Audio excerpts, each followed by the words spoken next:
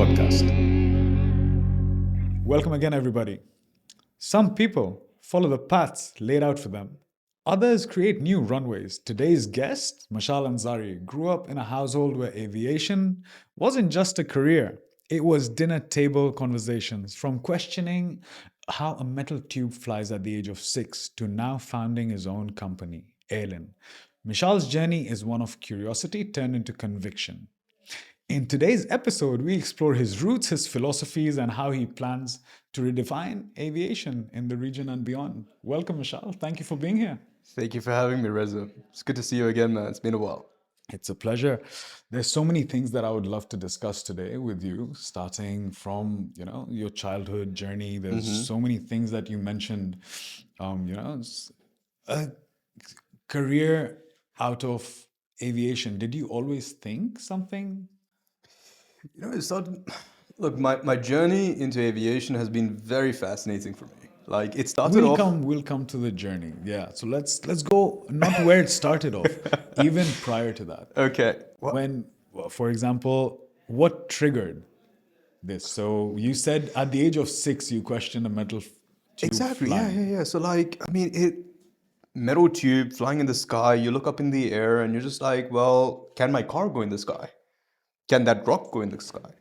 Can anything that is super heavy? Can my mom's grinder go in the sky? I mean, As kids, naturally, we have those thoughts. Exactly. Right? And it's just like, what is so different than an aircraft than anything else that's on the ground?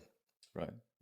So I then started to learn about engines. My grandfather was in the Air Force. Wow. Yeah. So, hundreds of questions to my grandfather to the point where he was sick of me and he just went back to India. So you were saying that you've always been surrounded by these aviation minds, your grandfather in the Air Force. Amazing. So do you believe, like I say something, that the download period, and we subconsciously take in a lot of things. And you said something about how children, or as humans or as children, are we like sponges? Yeah. So I kind of lost my train of thought, by the way.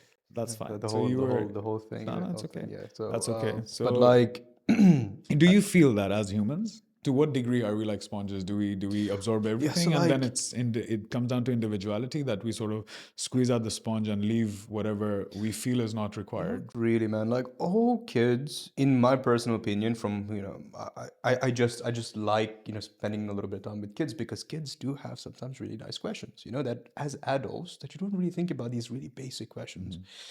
So kids, their job is to ask, and they will ask once they have the freedom to ask.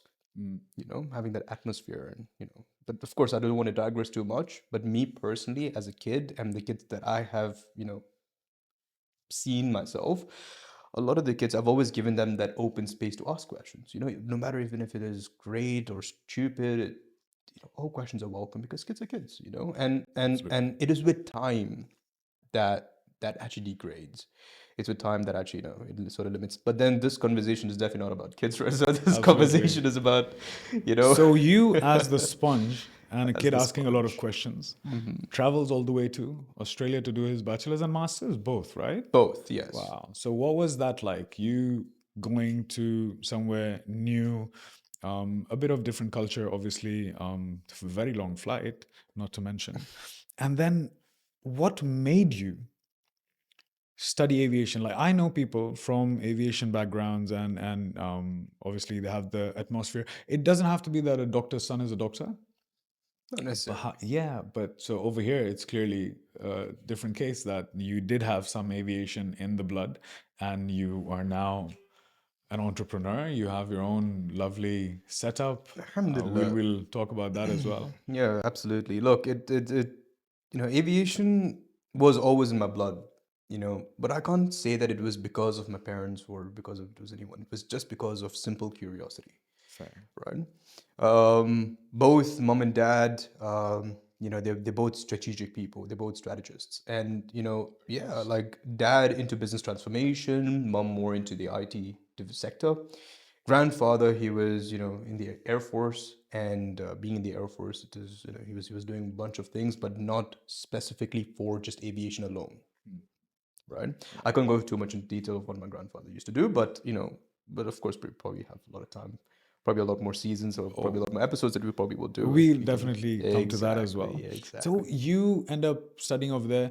Would you like to give people, younger people who want to travel, go abroad, any troubles, struggles you faced as an international student? Yeah, like look, the biggest struggle that I actually had was that look, Budgeting. to be very honest with you, man, I was a spoiled kid, right? Like I had like two maids and like a driver and everything, In right? Australia? No, in Dubai. Oh, in Dubai. In Dubai, what in Australia? You never know. Like, look, I studied with a gentleman. He had a Ferrari back in London, and we were like just 18 years old. So you never know. going to the clubs, filling up that car. Well, he did, obviously. I'm sure you would. I mean, there's two seats in a Ferrari, right? So Why would I be sitting with him? I didn't even know him. I'm highlighting that about being spoiled. okay. Yeah.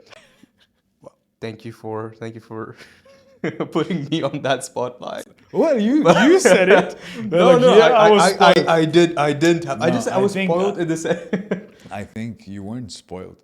We were blessed that our parents gave us those privileges. Yeah. Not spoiled.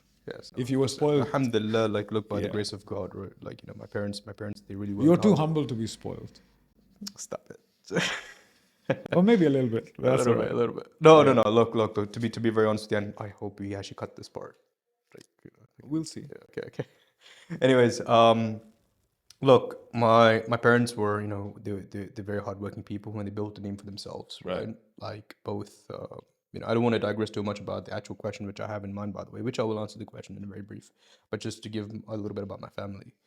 Both mom and dad, they came with nothing. They built up something, and they're proud of what they have, right? Mashallah. And like I said, both my parents strategic people, right? And dad more into business transformation, mom more into the IT sector. Right. Mom, she has been working in aviation. My mom's been working in aviation before I was even born, right? So that allowed me to grasp certain information from my mom, but she had nothing to do with the aviation operation. She was more into what's behind the IT infrastructure. That is it. See, many people don't understand when we say aviation. Unfortunately, even me, when we talk aviation, we think tickets, aircrafts, done, airport. But there is such a massive infrastructure behind every much single bigger. department. So obviously, we learn as we grow. So that's nice. Look, aviation We'll itself is definitely one touch big that. world. It's just, there's this endless possibilities, and which of course we will touch base as to what brought me into having my own setup, with Airlin. And okay, so like just to come back onto your question, Yeah. as to what was my challenges, being a little, being a young 15-year-old, going into Wow, Australia. 15. That's very Yeah. young. So like I was towards the end of my high school. Dad found the opportunity for me, and he helped push me into saying that, okay, now it's time for you to be independent. I was always the kid, the good kid, if you know what I mean. Yes, I did some naughty things, but that's something that is, that stays in the past. But I was always the good kid to my parents, and the good kid to my parents. And being the good kid, I was always listening to them, and always, seeking for advice and seeking for mentorship from them, because I had no one else to seek, to be the sponge of. And once dad just said, okay, now it's time for you to go to Australia, I was excited, new atmosphere. But, when I went there, it was a huge cultural shock, right? Because in Dubai, you see everything glamorous. Everything is with big buildings and beautiful cars, as you mentioned about your friend who has a Ferrari in the UK. Like, like, I mean, in That's Dubai, not normal. In Dubai, that's very it's normal. very normal. I mean, you see like a Ferrari every day. I mean, a few Ferraris per day. You know what I mean? And good for these people, of course. But in Australia, it's much more humble than that. So the fact that you actually say, hey, by the way, my dad has a Range Rover, like no one really gives a shit. In Australia, I mean, no matter if you drive a Corolla or a Ferrari, you're still treated the same. Right. They don't care about show-offs. They don't care about what you have. They care about what's in your heart. And that was something that I learned when I actually went to Australia. You were there, finally done with your bachelor's, your master's. I'm sure that must have been quite a journey, going 15, graduating around 19, bachelor's, and then doing your master's. Going into your first job, you started. Now, this, ladies and gentlemen, is something of a journey in itself. Starting from base entry level at Dnata. Dnata. Yeah. Dnata, Melbourne. Dnata, Melbourne. Dnata, Melbourne. That's correct. That's And then, correct. Yeah. where are we So, now? uh, well, We'll that's come gonna to come it. in. Yeah, we're gonna come back to how I got here. But like, look, alhamdulillah, like I said, this was nothing without God, by my side. Now, allow me to say this though. I was always a visionary. I always knew what I wanted to do. And what I wanted to do was be part of aviation. But I was lost. When you say a visionary, was it from childhood because around you had those minds to promote that, your mind to grow, give you that ability to sort of see? There's a lovely saying that you need to look beyond what you see. Dinner table conversations in my household was purely about what you did, how you did, and what can you do better. Interesting. And this way, it gives a lot of people the opportunity for you to actually think outside the box. Okay, people make mistakes. It's okay you make mistakes, but how can you improve on that? And how can you revolutionize the problem that you actually have? Right. Right? So this was like dinner table conversations. Yes, of course, we talked about life and we talked about everything else, but that was something that actually stood out in my family. Very nice. So at a very young age, I was always like, I want to be a businessman. I want to have a business. What did I want to do a business in? In aviation, because I loved aviation. Fair. What part in aviation? Because it's a whole big world. There's so many things to do in aviation. What can you do? You can't just think aviation, pilot. Nah. Being a pilot is just a very small portion within the world of aviation. Right? But yes, I did actually learn how to fly. Yes, I we'll did come to that learn as how to well. fly. Yeah, I did.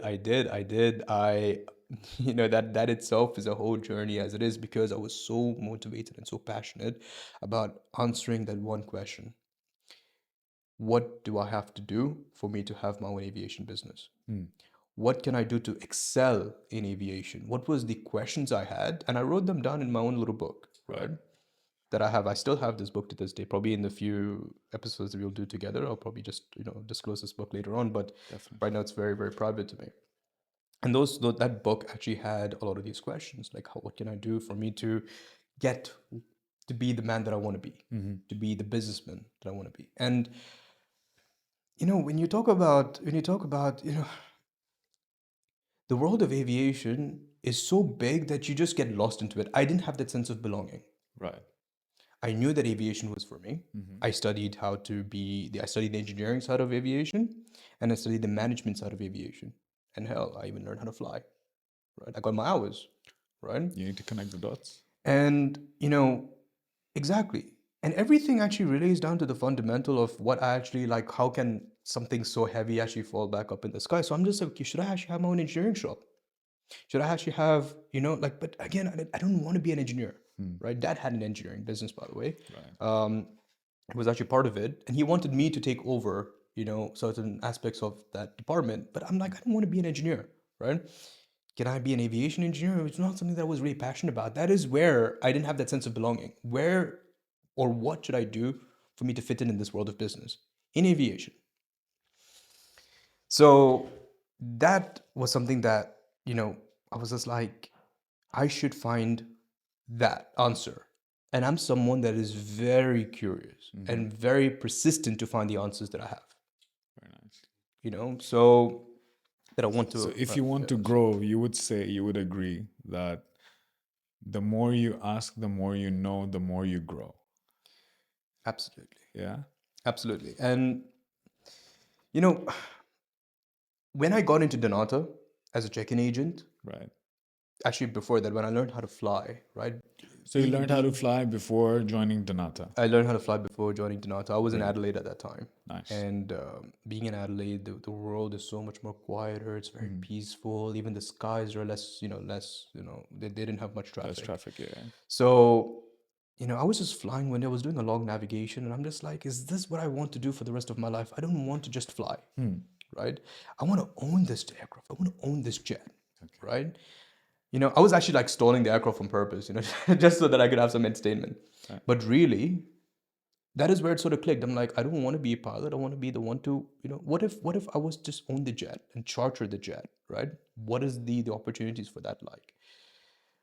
Studying aviation, actually not just in university, but I'm just saying like globally from what I've experienced with other people and other colleagues that are actually, who has studied aviation, no one gets taught about the luxury side of aviation. No one gets taught about the private jet side, Yes.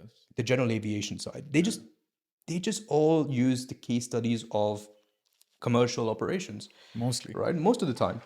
But commercial aviation is again just one side, one portion of the aviation business. I had to understand to charter an aircraft, to charter a general aviation aircraft, what does it take? What do I have to study? That was never taught. I went to my university professors, they were all commercial people. Yes. They're like, oh, that's a good question. That's a good question. I'm like, but I need to know this question. So when I was in Melbourne, I went to go, and this is during COVID times, I went to go to Executive. I try to connect with people in Executive. Right. But again, COVID times, no one really was really entertaining a young, dumb, kid, like student, you know what I mean? I had to Google things, and that's where I came to know like big name brands like Jetex was actually involved, and Right. Execujet, and DC Aviation, and you know, I'm like, okay, who are these people? What did they do? What did they study? What did Adel Mardini study? Because I mean, of course, Jetex is a big name brand. Yes. So now let's just go back into, so this was the educational side of things, and this is, so while I was doing my masters, I was also a check-in agent because I also wanted to Right. get those answers, and the best way for you to get those answers is actually being part of that world. You need to have the experience, Exactly. hands-on. You need to have Exactly. that experience. You need to have that exposure to those different situations. Exactly. And it's only then that you understand that, yes, a lot of the theory is unfortunately not applied while Exactly. we're actually working. Exactly. So that is where my experience being a check-in agent was. And being a check-in agent, it's like you get to understand the passenger experience, you understand the passenger's requirements, the needs, the wants, the luxuries, and the necessities. Um, and with time, I'm just like, I learned so much about the airport infrastructure, the security, the baggage handling, the cargo, how is things managed. And I was always very curious. So I was always like, I'm a people person, so I just always built relationships. And I was always like, hey man, like you in the cargo area, like what are you doing there? Like how are you managing this particular cargo, this fragile item? How are you putting that in the aircraft? Oh, there's an FOD there. How are you managing this FOD? Cargo handling, yeah. Yeah. No. Foreign object No, foreign debris. objects, yeah. Yeah. So Yes. like that was on the tarmac. Like sometimes you will have these papers, actually flying because wind comes in. Yes. I'll be like, okay, paper fell down. It's in the area. It's in the parking bay. Like, what do you do with it? Or we just take it, put that into the designated trash. And I'm like, okay, so that's there. Okay, and that is where it sort of clicked. I'm like, what if I was to own my own airport? Working in Dnata as a check-in agent, a small person. I'm like, what does it take for me to actually be an owner of an airport?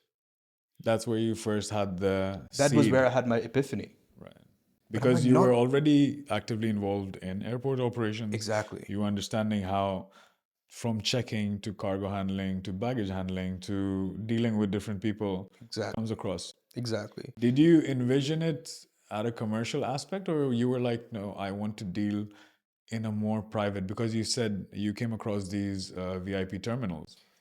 That is correct. And that is where that actually linked. So that actually went hand in hand with each other. So when I had that epiphany, I'm just like, well, owning a big aircraft and big airport is a big responsibility. What if I was to take one portion of it? What did they do? So then that's when COVID hit, Right. right?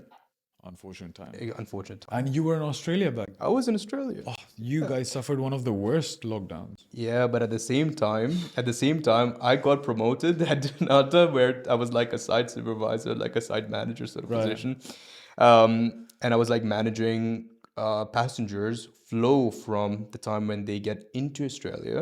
We would put them into buses, quarantine them in the hotels. I was Right. responsible for 3 different hotels, and have them there for 14 days, and then take them out to. So naturally, you were also pushed into leadership role. Were you Correct. pushed into? Were you sort of just handed the opportunity? Or did you grow into it? Because there's three different things people don't understand. Sometimes you're just handed an opportunity, and some people shine, some people don't. Clearly, you did. So this leadership, where did it sort of come from? Because you were already that person who was leading, who was doing, initiating stuff at that level. Is that when you got the promotion?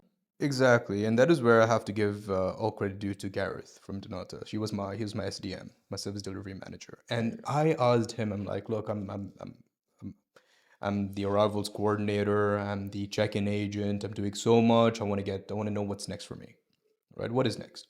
And that is where I just said, you know what, we got this COVID pandemic thing, so like I think that a lot of people are volunteering for it. Can I, can I be part of it? I mean, because it's something different, something that is new. Whilst also like, because I had some good time off as well, right? So during my time off, I was also studying, and I was also trying to get those answers that I want. Right. So Gareth was just like, hey, like, why don't you just try for this role and see how you like it? And I did, and that's when I was sort of pushed into the leadership role, and where you get to facilitate and manage and be a stakeholder between other government departments like Department of Health and Department of Food and Health Coordination. Services. Yeah, exactly. You just coordinate, and then you actually learn multitasking there, and that is where I learned how to manage several different tasks in one position. So yeah, like, but at the same time, I was always like, okay, obviously this is not what I want to do. Passenger handling is not exactly or not exclusively what I do for the rest of my life, Right. for the rest of my life. I want to do something that is like, I want to be the owner of an airport. What do I do for me to be the owner of the airport, So, right? did you feel that when you were saying that you want to be an owner of the airport, you felt that there is a gap in the requirement of people where you can sort of step in, have your little airport? Not really. What was the idea behind it? You must have done some study or identified or felt there's something missing somewhere that I can have this idea of mine can come into fruition and I can add value to You the see, like industry. that's actually it's a good segue actually to what I want to say. You know, being responsible. One of my accounts was actually managing doing the check-ins for an A380. So doing a check-in for an A380 for the passengers who are flying on an Right. A380 to be specific, the lines goes way out of the queue, right? It goes all the way down. I mean, we had like about 200 meters. We had another pharmacy, and the lines would go all the way down to that pharmacy. From the check-in counter all the way down to that pharmacy, the lines would just go all the way down. And I'm just like, could there be a different way? And that is, but again, that was not what actually pushed me into exclusively having my own thing. I just like the idea, Right. right, that I could just do it better. Fair. Like this is too commercial. This is too like right? I want to do something that people would actually pay to actually feel more exclusive. First class, business class passengers, they pay to be more exclusive. You don't just put them as part of, you know, the general crowd because they pay to stand out, Yes. right? They pay for the convenience. Exactly. So that was where I'm just like, I want to get an airport just to try to put my ideas and try to be different. But what is that? Like, what is that difference that I want to make? And that was where I came to Dubai.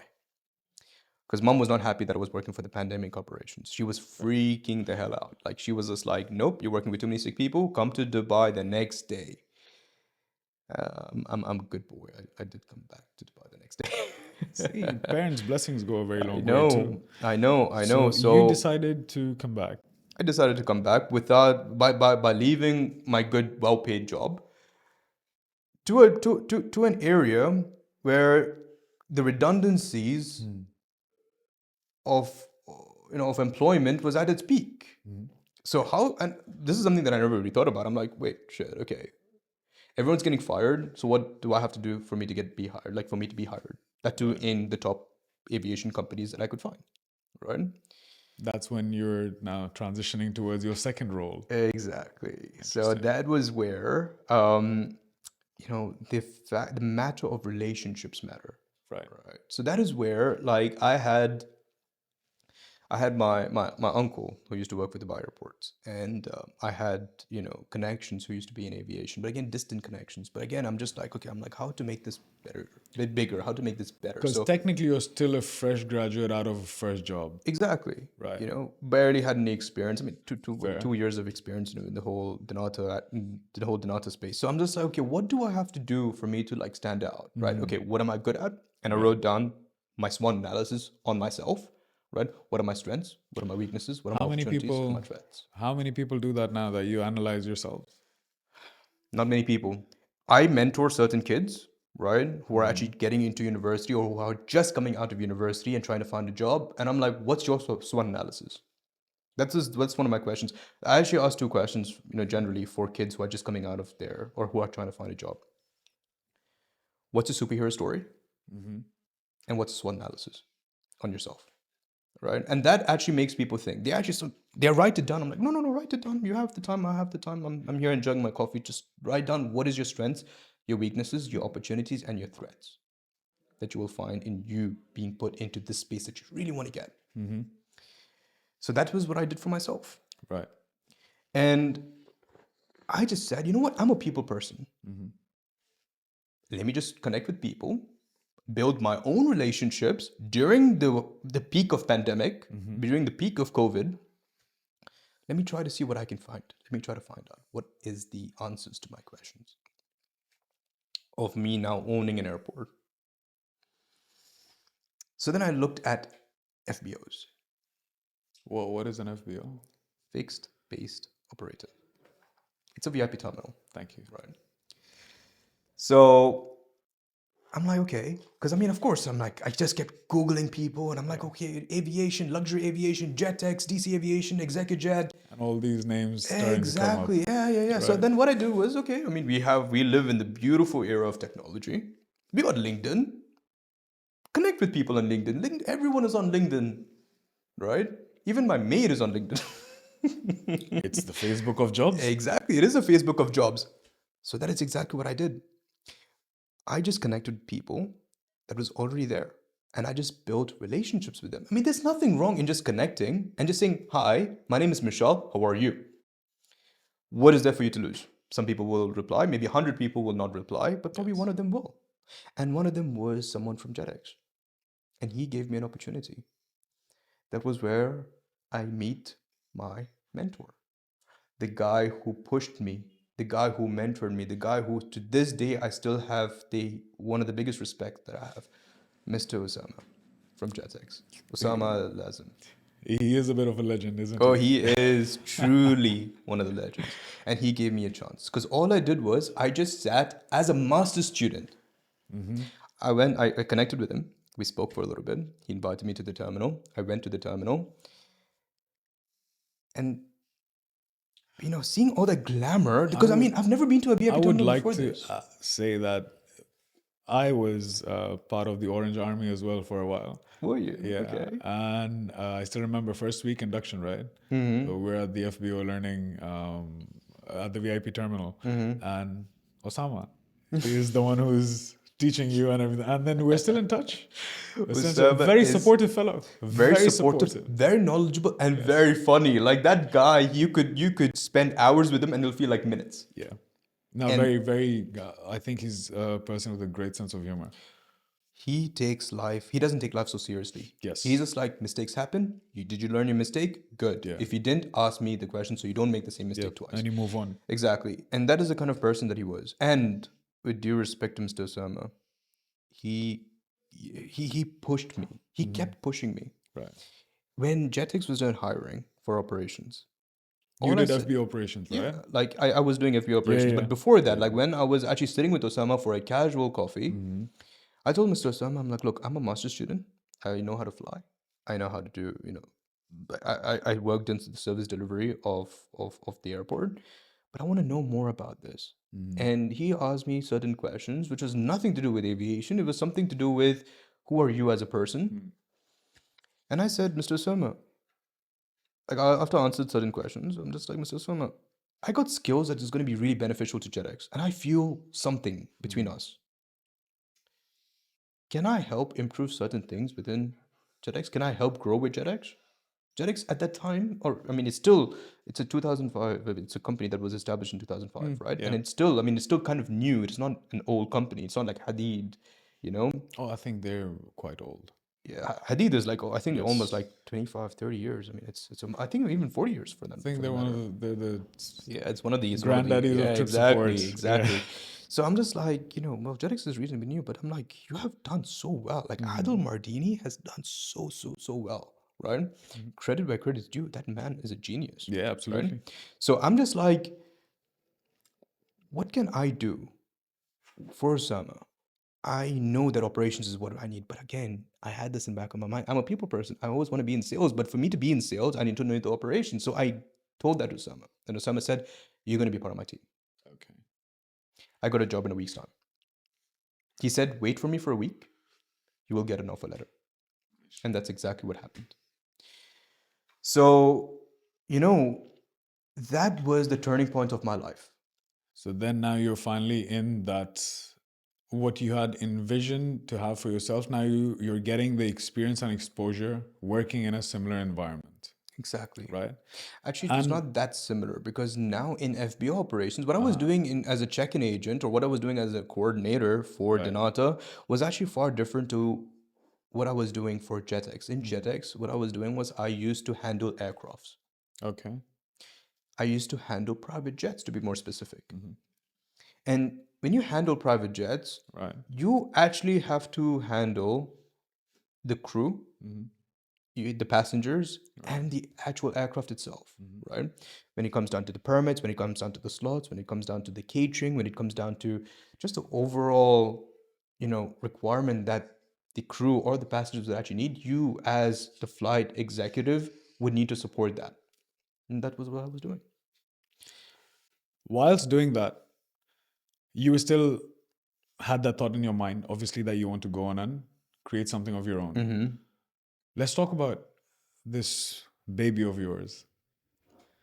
So you worked with this lovely company for some time, and then you decided to go on and build something for yourself. Now, in between that, so now I learned a lot about operations. Right. Now I know what I need to do for me to have my own VIP terminal. What is infrastructure? What is the plan? And I started to build a bit of a business plan at that time. Okay, so the next challenge that I have is how to sell. How to sell the knowledge. Of course, Xerox did not have the vacancies that I needed. So what I did was I just said, okay, you know what? It is not about selling the FBO experience. Now I just got to sell myself. How to be a salesman, right? Dad, he's a great salesman, right? Dad is always, I've always been part of my dad's team as a kid. Like sometimes, going in for these summer internships that I used to do for with dad's companies, and he always put me into the sales department. But again, I'm like, how to sell aviation, right? So that is where UUDS comes in. Interesting. And my interview with UUDS was actually very straightforward. He shows me a cabin interior and he's just like, what is wrong with this? So everything. Yeah, I'm like, no. I'm like, okay, well, because I have a bit of a luxury touch. I'm like, well, the seats are a little bit torn. I think there's some discoloration on the cushions. I believe that you should change the carpet because it is a little bit outdated. Perhaps you should be able to do this. It's basically that. And that is what I sold. And that was something that I was just selling the interiors for private jets. I was selling that experience to the customer. I used to create stories and I used to sell those stories, and people would be like, oh, like owners of business, like owners of aircrafts would be like, yo, like, yeah, like my carpet is outdated. They Perhaps buy I would probably need to stories. have like these, I probably would need to have Alcantara headliners because my Ferrari has that. Right. So I'm like, so that was what I used to sell. And I got good at that to the point where I had a team. Would you agree that people don't buy the product, but they buy the story behind it? To a certain They, to a degree, certain extent, yes, but a good salesman doesn't sell the product. he sells the story. They sell themselves first. If you and I, we're getting into business, Debatable. Reza, once you and I get into business, I mean, the first thing is our trust. Absolutely. And that is what it is. If I was to get into business with anyone else, first it's our trust that is going to come in place, right? You develop that. You develop that, and then you can create stories, and then you can say that, hey, by the way, I know that you have a problem, because with trust, the customer is going to tell their pain.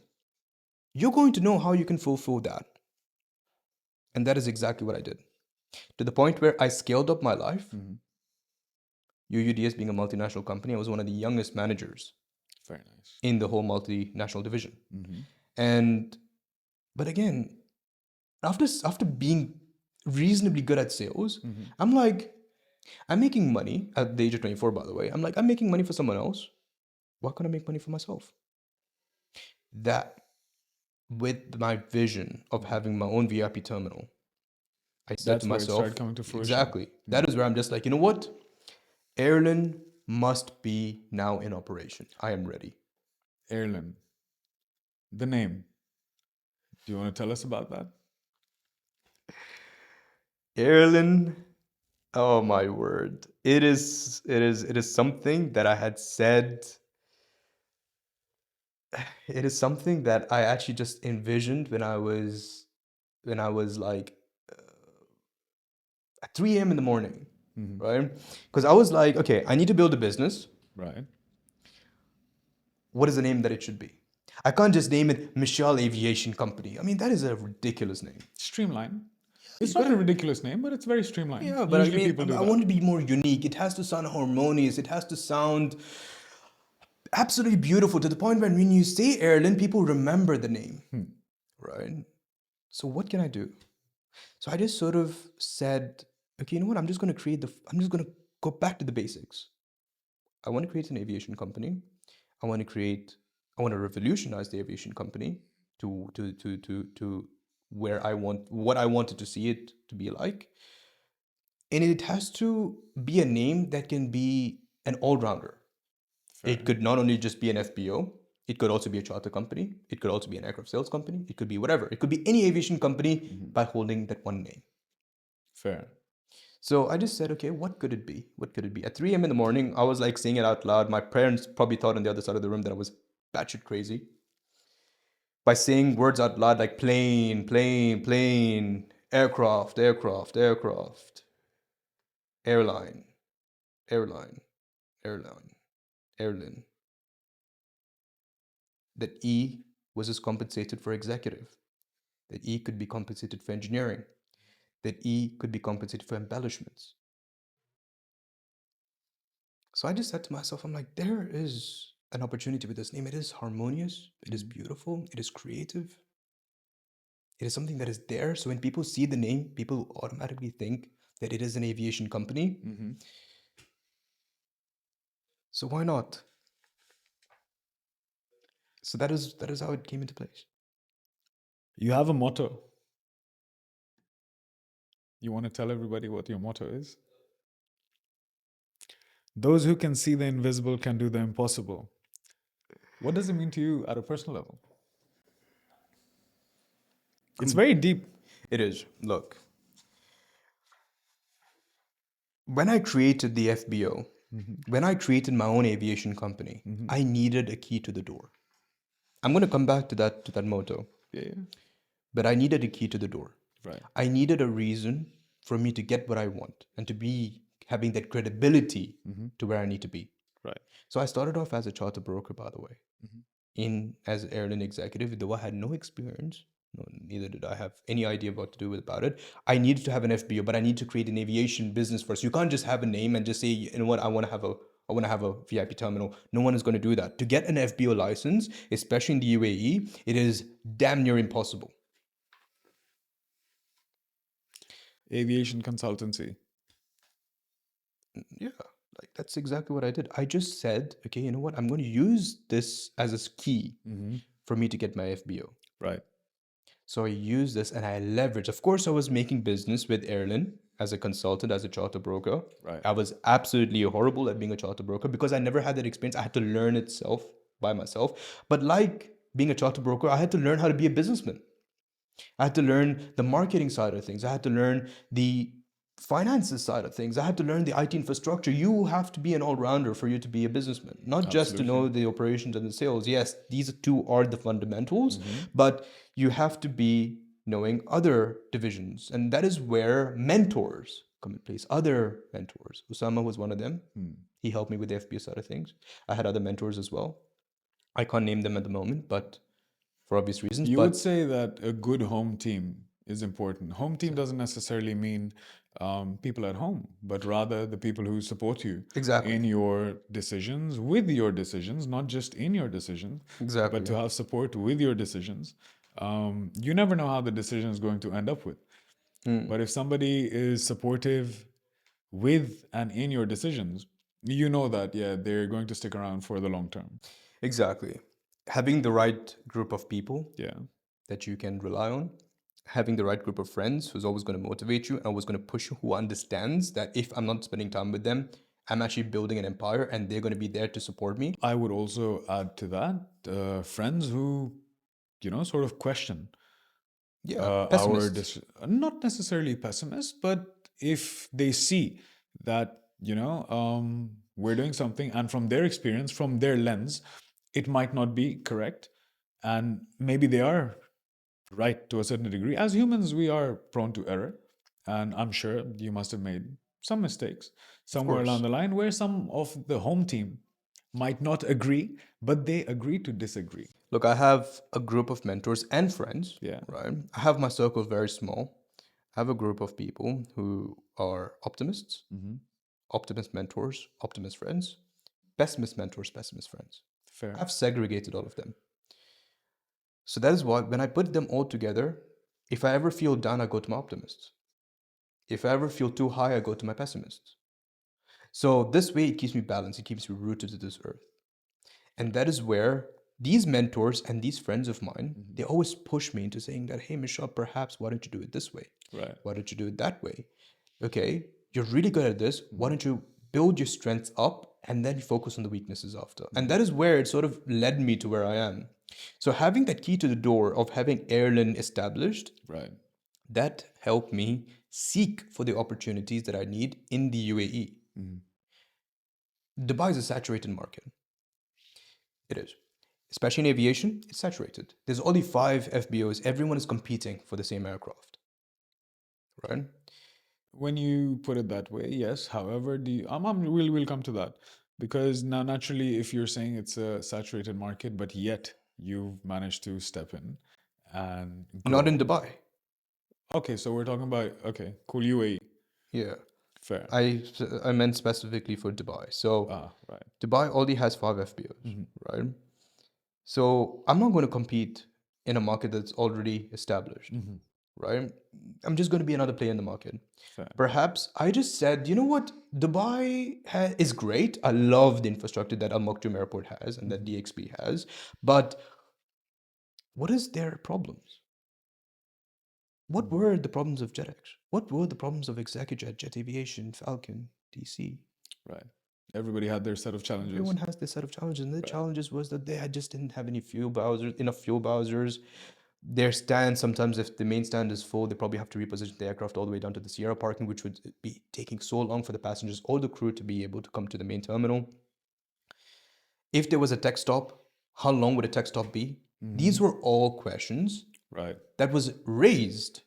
These were all questions that I'm just like, well, what if there was an airport that was the most efficient airport that is better in the UAE? Fair. I tried to scout out with Sharjah. I tried to go to Abu Dhabi. I tried to understand the market in Ras Al Khaimah. But I never really cared about Fujairah, to be honest with you. Initially, I never cared about Fujairah. Because I'm just like, well, Fujairah is already a cargo airport. Right. I was about to sign the deal with Ras Al Khaimah. I was one of the first few players to actually sign. To have my own FBO, to have my land, to have that space in Ras Al Khaimah. By the grace of God, it didn't work out to a certain extent for certain reasons, but I'm happy it didn't work out because that was where Fujairah called me. Right. Then I put my head to the floor to say, why wasn't I not getting Ras Al Khaimah? Because Ras Al Khaimah had so much opportunities. They were building the casinos. They were building so many great things, you know, in Al Marjan Island and the development of Ras Al Khaimah. I'm like, can't I just get my hands on Ras Al Khaimah right now? I have done everything that I need to do. I have built my connections. I had built my resources all the way down to the decision makers. What is it that I need for me to get Ras Al Khaimah? Right. And that was where Fujairah called me. And they said, Mishal, we already have something here. Can you just come? Can you just see our infrastructure? So I just said, you know what? Why not? What is there for me to lose? Having a meeting and at least establishing a relationship with other decision makers who are key players in the aviation industry in the UAE, especially if you're getting invited by them, you can't say no. So I went. And the moment I went there, I saw that the runway length was big, it was over 3 kilometers, right? I saw that there was 747s waiting at the stand that is now mine. I saw that there were so many cargo aircrafts and some small aircrafts. I mean, you're talking about category B aircrafts, right? That was just stationed there. Right. And I'm just like, well, why isn't that anyone knows about Fujairah? And then I asked questions. I'm like, how far is the fuel Bowsers? Oh, where's the fuel farm? They were like, well, it is just right around the corner. It's just 2 minutes away. 2 minutes? That means if I was to call up the fuel agent or the joint into plane service, the JIPs, Yeah. how long will it take? Oh, well, it's going to take you 2 minutes. There's close to around 12 fuel Bowsers there. I'm like, 12?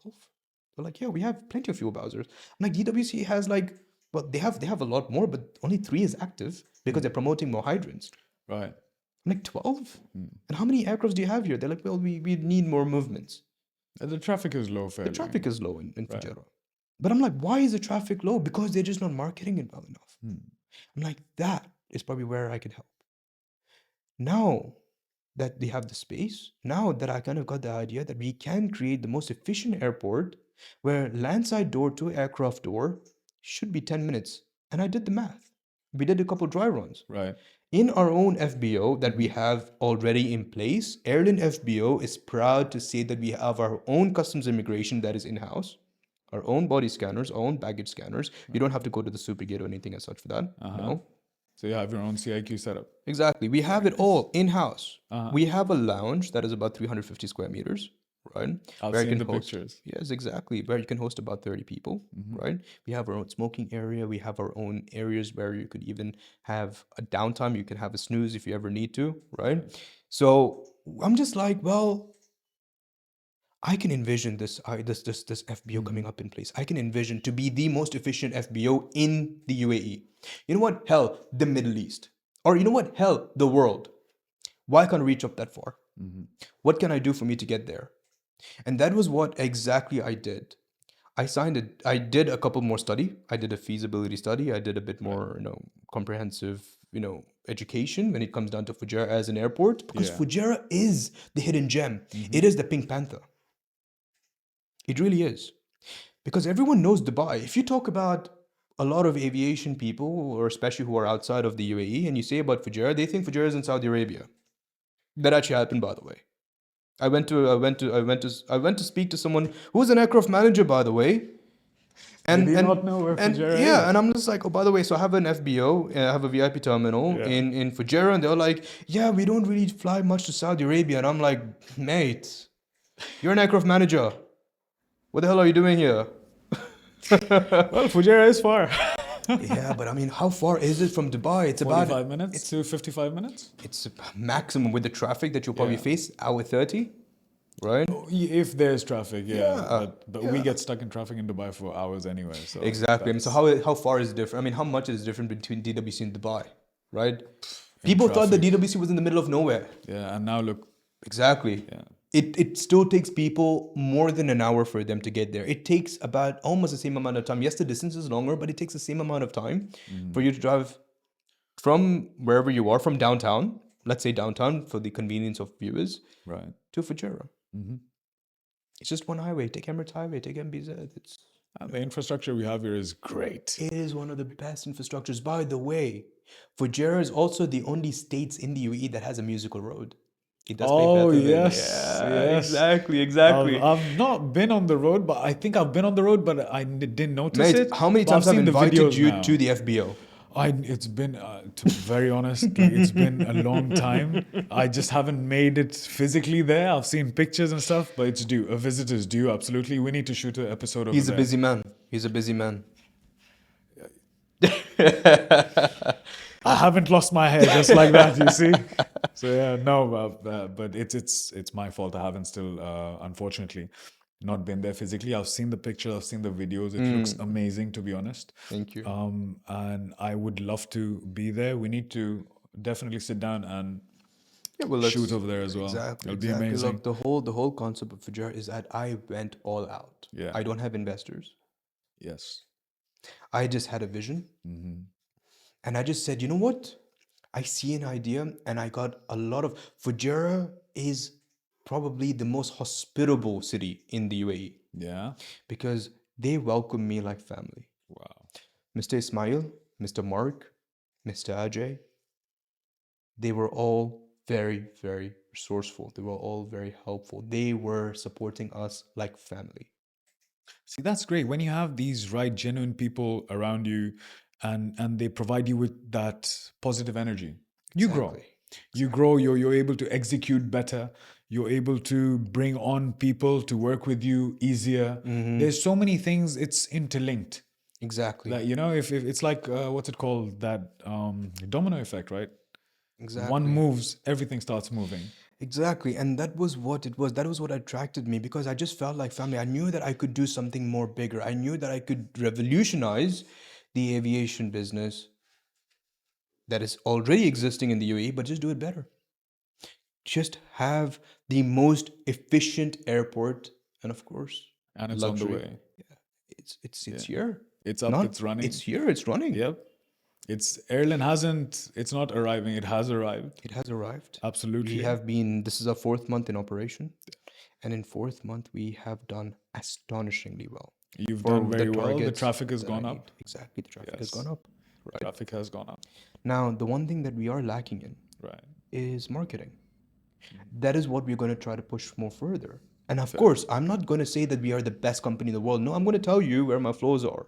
Because as a businessman, I'm always going to talk about my best strengths and where I lack so I can tell you that I'm going to find out different room ways for to improve. improvement. Exactly. There's What are the always room for improvement. So that you, if you're ever going to aspire to have your own business as a viewer, you're always going to try to find a way to be like, okay, as a businessman, I just have to start and then I will learn along the way. And that's what I did.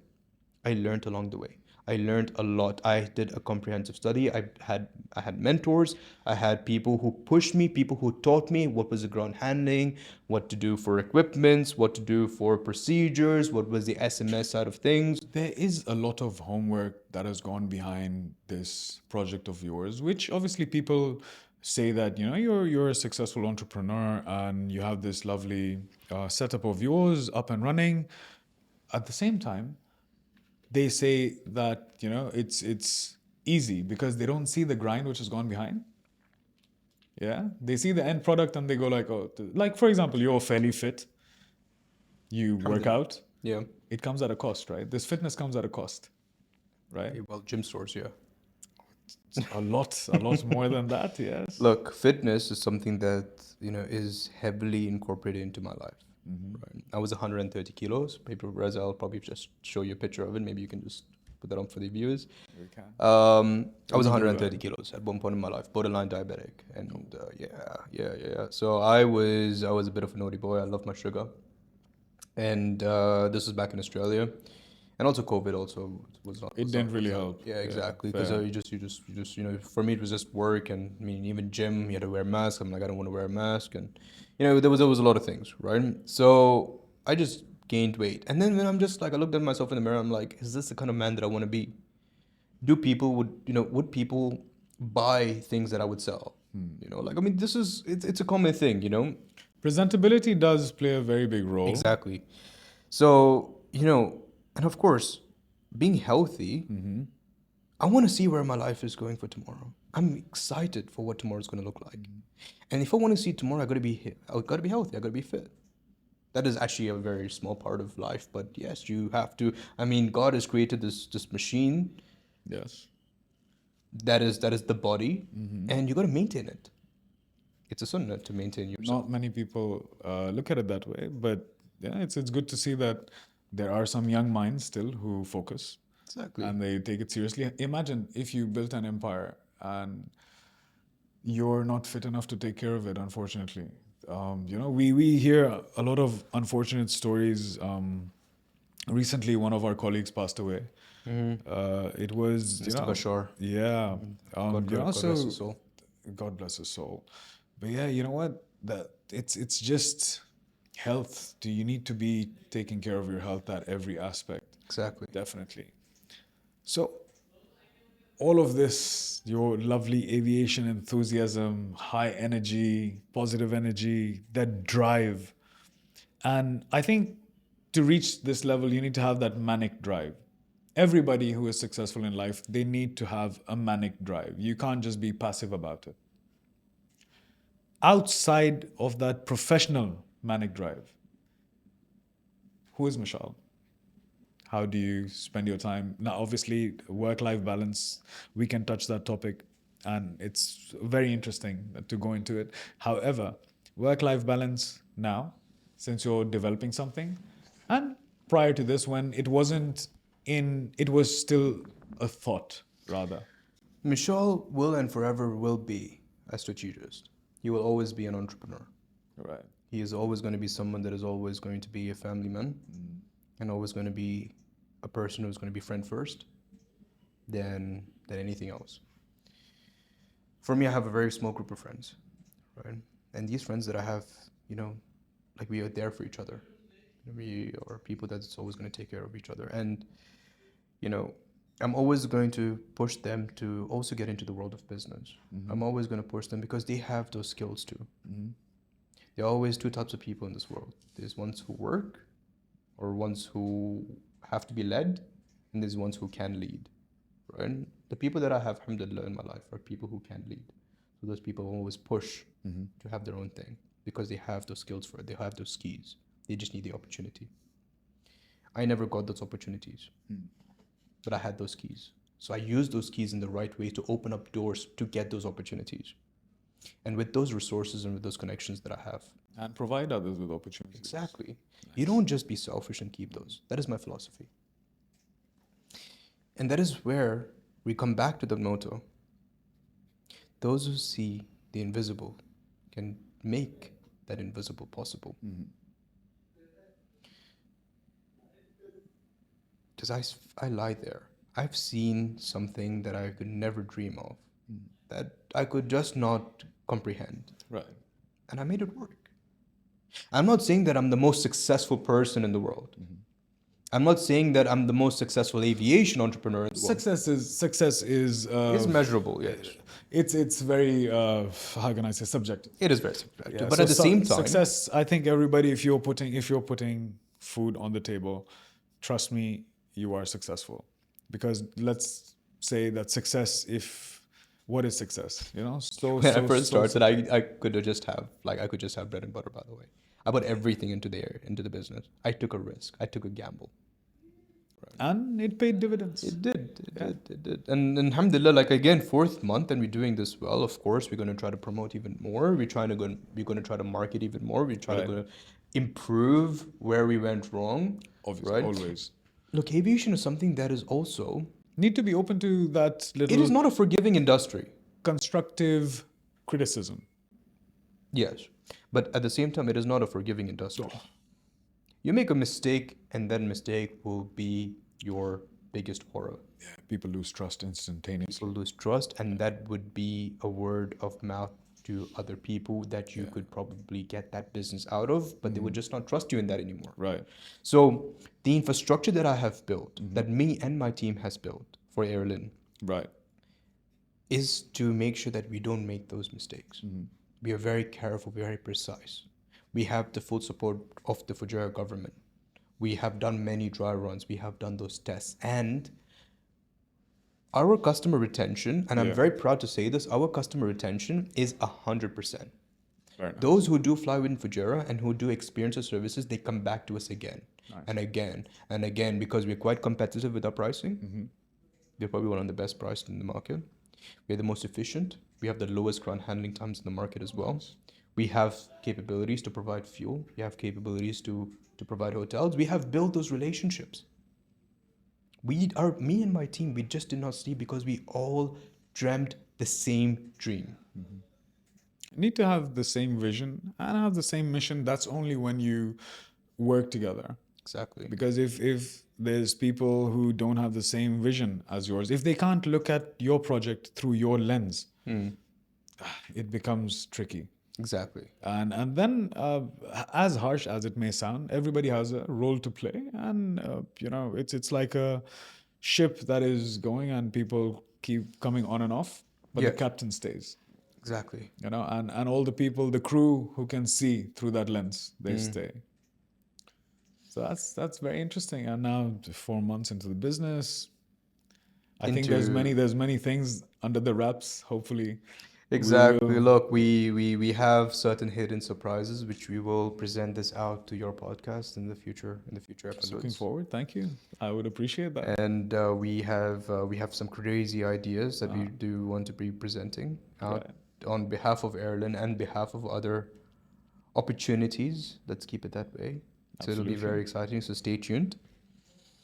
And yeah, and look, to summarize all whatever we have mentioned so far in this podcast, it all starts off by having a dream and believing in this dream and finding out going to hell and back just to make this dream happen. And a lot of people, God has blessed us all with this passion. God has blessed us all with this. It's just about finding the right opportunity to use it. Tomorrow, aviation disappears. You have no other choice. What passion or what industry would you see yourself in? Aviation will never disappear. I'm sorry, man. Aviation is more of a necessity than a luxury. But in case if it does, God forbid,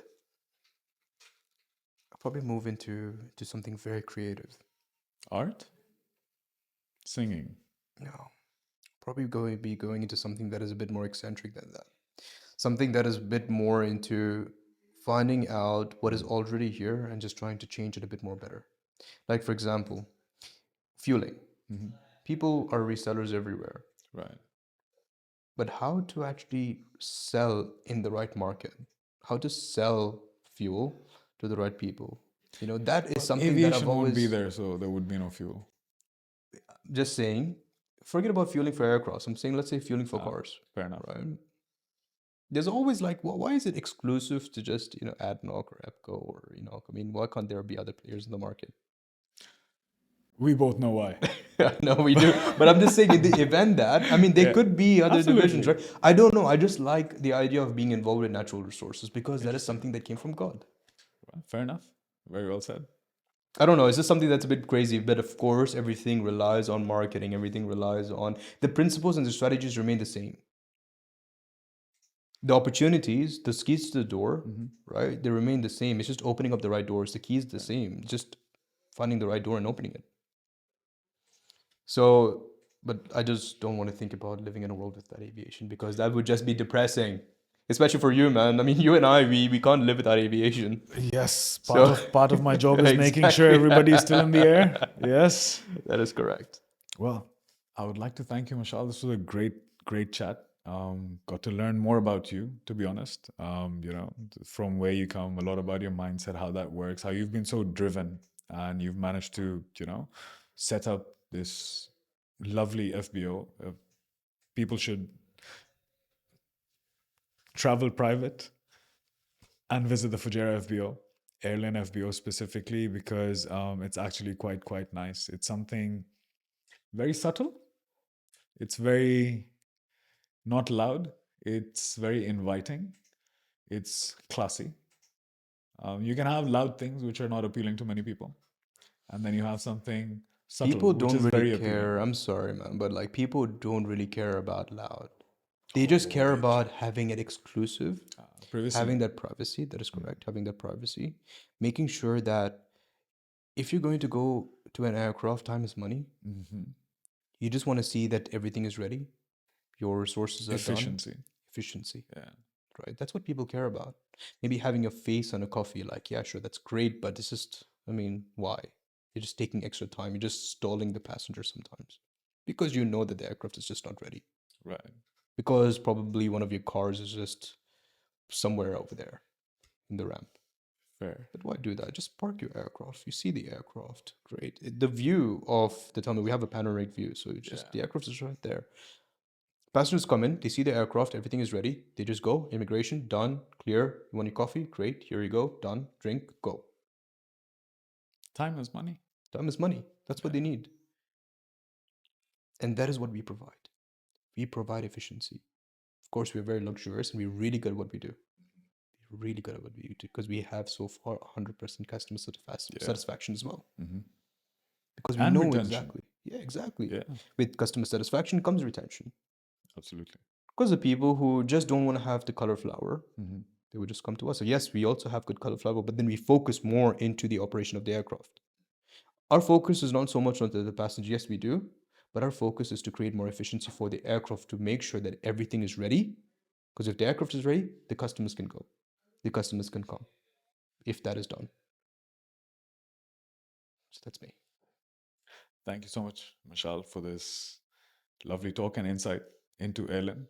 And looking forward to our future talks. There's a lot more topics to be discussed with you. Absolutely. Thank you so much for gracing our lovely podcast with your presence. Thank you. Appreciate it. What stands out in Mishal's journey is the consistency of vision. From a child asking planes to fly, metal tubes to fly, to a young man on the counters in Australia to building a VIP terminal. His story is about persistence, clarity of purpose. It's proof that curiosity, when paired with discipline, can create entirely new runways. Ladies and gentlemen, thank you for watching this episode. Like, follow, and share, and hit the subscribe button.